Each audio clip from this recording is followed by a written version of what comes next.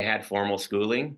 I have a PhD, so I went to a lot of years of formal music school, but I also learned a lot on the streets of music. And what I mean by that is mentorship from players.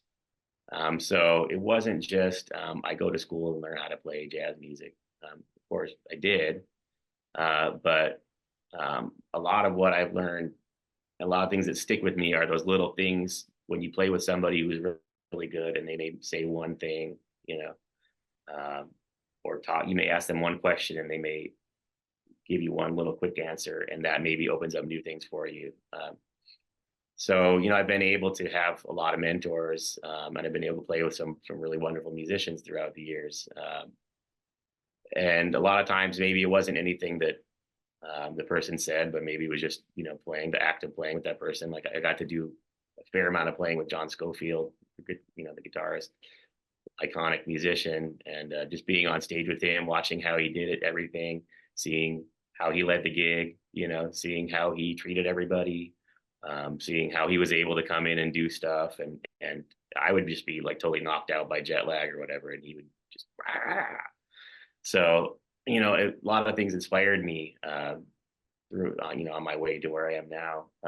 But I did study music, and I did. I studied piano as a little kid, and I was kind of moderately interested in it. And then the jazz music kind of really hit me, and I branched out to so many other genres of music from that point. But I really started learning how to play in high school. I was able to be in jazz band in high school, and I was able to be in concert band, and I got my initial experience there. And then by the time I was in college, I was already out there doing gigs and trying to perform and trying to learn how to lead a band, and following all the different paths that I could follow. So a lot of that had to do with me traveling too, because I would travel to Cuba or I would travel to Brazil, and I would really get deep in with, as far as I could on those trips, learning about some of the, different stuff, different styles of music that I now put into my, my total list of influences that I have. So it was a combination of, um, learning from other players, having some strong mentors who would maybe tell me, "Hey, what are you doing? What is that? What was that? Why'd you play like that? You're rushing. You're dragging." People, we don't all get, the opportunity to have a real mentor. But there was one guy that I had a steady gig in Las Vegas when I lived in Vegas for a few years. The bass player, Maury Loudon, a few years older than me, and he was a mentor to me because he was very strict with my playing.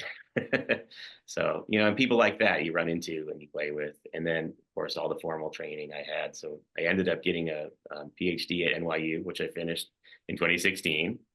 And the topic of the PhD dissertation was about Cuban music, even though it was a jazz performance PhD. So that was kind of the end of my trajectory for actual studying formally.